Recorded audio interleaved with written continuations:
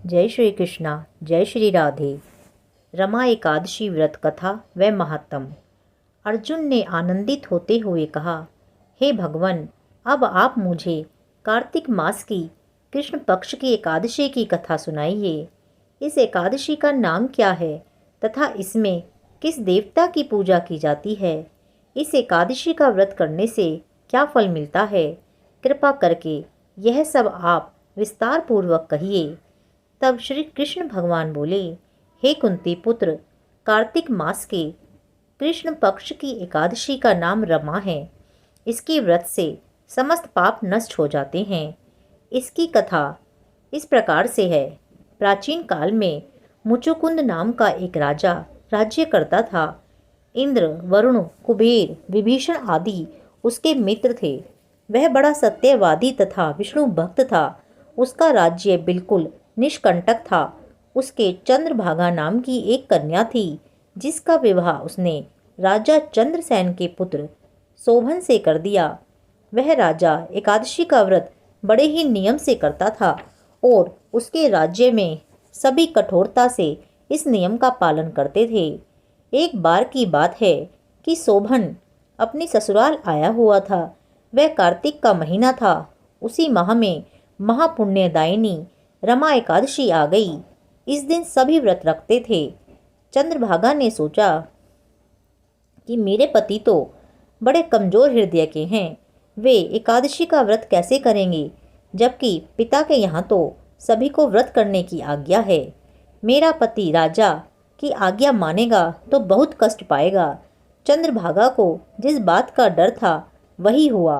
राजा ने आज्ञा जारी की कि इस समय उनका दामाद राज्य में पधारा हुआ है, अतः सारी प्रजा विधि पूर्वक एकादशी का व्रत करे। जब दशमी आई तब राज्य में ढिंढोरा पिटवा दिया गया, जिसे सुनकर शोभन अपनी पत्नी के पास गया और बोला, हे प्रिये, तुम मुझे कुछ उपाय बतलाओ, क्योंकि मैं व्रत नहीं कर सकता। यदि मैं व्रत करूँगा तो अवश्य ही मर जाऊँगा। इस पर चंद्रभागा बोली, हे प्राणनाथ, मेरे पिताजी के राज्य में एकादशी के दिन कोई भी भोजन नहीं कर सकता। यहाँ तक कि हाथी, घोड़ा, ऊंट, पशु पक्षी आदि भी तृण, अन्न, जल आदि ग्रहण नहीं करते। फिर भला मनुष्य कैसे भोजन कर सकते हैं? यदि आप व्रत नहीं कर सकते तो किसी दूसरे स्थान पर चले जाइए, क्योंकि यदि आप यहाँ रहेंगे तो आपको व्रत तो अवश्य ही करना पड़ेगा। यह बात सुनकर शोभन ने कहा, हे प्रिय, तुम्हारी राय उचित है, किंतु मैं व्रत करने के डर से किसी दूसरे स्थान पर नहीं जाऊंगा। अब मैं व्रत अवश्य ही करूंगा, परिणाम चाहे कुछ भी क्यों ना हो। भाग्य के लिखों को भला कौन मिटा सकता है। उसने एकादशी का व्रत किया और भूख व प्यास से अत्यंत व्याकुल होने लगा। सूर्य नारायण भी अस्त हो गए और जागरण के लिए रात्रि हुई।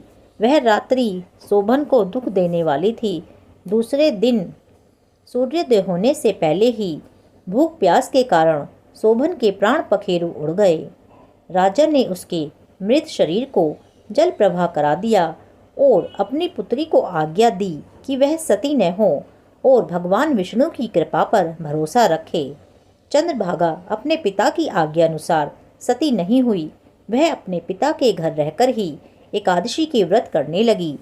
उधर रमा एकादशी के प्रभाव से शोभन को जल से निकाल लिया गया और भगवान विष्णु की कृपा से उसे मंदराचल पर्वत पर धन धान्य से युक्त तथा शत्रु रहित देवपुर नाम का एक उत्तम नगर प्राप्त हुआ। उसे वहाँ का राजा बना दिया गया। उसके महल में रत्न तथा स्वर्ण के स्तंभ लगे हुए थे। राजा शोभन स्वर्ण तथा मणियों के सिंहासन पर सुंदर वस्त्र तथा आभूषण धारण किए बैठा था। गंधर्व तथा अप्सराएं नृत्य कर उसकी स्तुति कर रहे थे। उस समय राजा शोभन दूसरा इंद्र प्रतीत हो रहा था। उसी समय मुचुकुंद नगर में रहने वाला सोम शर्मा नाम का एक ब्राह्मण तीर्थ यात्रा के लिए निकला हुआ था। घूमते घूमते वह उसके राज्य में जा पहुंचा और जब उसने शोभन को देखा तो उसे महसूस हुआ कि यह तो राजा का जमाई है।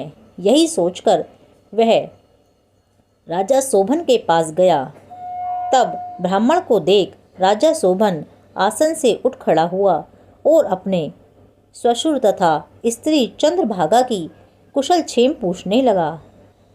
सोम शर्मा बोला, हे राजन, हमारे राजा कुशल से हैं तथा आपकी पत्नी चंद्रभागा भी कुशल से हैं। अब आप अपना वृतांत बतलाइए। आपने तो रमा एकादशी के दिन अन्न जल ग्रहण न करने के कारण प्राण त्याग दिए थे। ये बड़ा आश्चर्य है कि ऐसा विचित्र और सुंदर नगर, जिसको न तो मैंने कभी सुना और न कभी देखा है, आपको किस प्रकार प्राप्त हुआ? शोभन बोला, हे ब्राह्मण देव, यह सब कार्तिक मास की कृष्ण पक्ष की रमा एकादशी के व्रत का ही फल है। इसी से मुझे यह अनुपम नगर प्राप्त हुआ है, परंतु यह अस्थिर है। इस पर ब्राह्मण बोला, हे राजन, यह अस्थिर क्यों है और स्थिर किस प्रकार हो सकता है, सो आप मुझे समझाइए। यदि इसके स्थिर करने के लिए मैं कुछ कर सका तो वह उपाय मैं अवश्य ही करूँगा। शोभन बोला, हे देव, मैंने वह व्रत विवश होकर तथा श्रद्धा रहित किया था। उसके प्रभाव से मुझे यह अस्थिर नगर प्राप्त हुआ। किंतु यदि तुम इस वृतांत को राजा मुचुकुंद की पुत्री चंद्रभागा से कहोगे तो वह इसको स्थिर बना सकती है।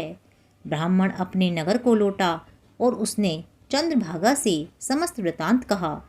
इस पर राजकन्या चंद्रभागा बोली, हे ब्राह्मण देव, आप क्या वह सब दृश्य प्रत्यक्ष देखकर आए हैं या आप अपना स्वप्न कह रहे हैं?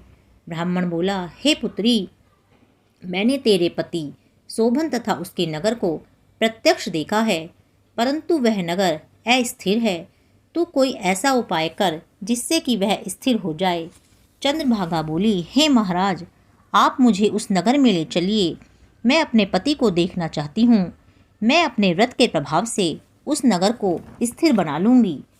चंद्रभागा के वचनों को सुनकर वह ब्राह्मण उसे मंदराचल पर्वत के पास वामदेव के आश्रम को ले गया। वामदेव ने उसकी कथा को सुनकर चंद्रभागा का मंत्रों से अभिषेक किया। चंद्रभागा मंत्रों तथा व्रत के प्रभाव से दिव्य देह धारण करके पति के पास चली गई। शोभन ने अपनी स्त्री चंद्रभागा को देखकर उसे प्रसन्नतापूर्वक आसन पर अपने पास बिठा लिया। चंद्रभागा बोली, हे प्राणनाथ, अब आप मेरे पुण्य को सुनिए। जब मैं अपने पिता के गृह में 8 वर्ष की थी, तभी से मैं सविधि एकादशी का व्रत करने लगी हूँ। उन्हीं व्रतों के प्रभाव से आपका यह नगर स्थिर हो जाएगा और समस्त कर्मों से युक्त होकर प्रलय के अंत तक स्थिर रहेगा। चंद्रभागा दिव्य रूप धारण करके तथा दिव्य वस्त्रालंकारों से सजकर अपने पति के साथ आनंद पूर्वक रहने लगी। हे पार्थ, यह मैंने रमा एकादशी का महात्म्य कहा है। जो मनुष्य रमा एकादशी के व्रत को करते हैं उनके समस्त पाप नष्ट हो जाते हैं। यहाँ तक कि जो मनुष्य रमा एकादशी का महात्म्य सुनते हैं वे अंत समय में विष्णु लोक को जाते हैं। कथा पूर्ण। जय श्री कृष्ण, जय श्री राधे।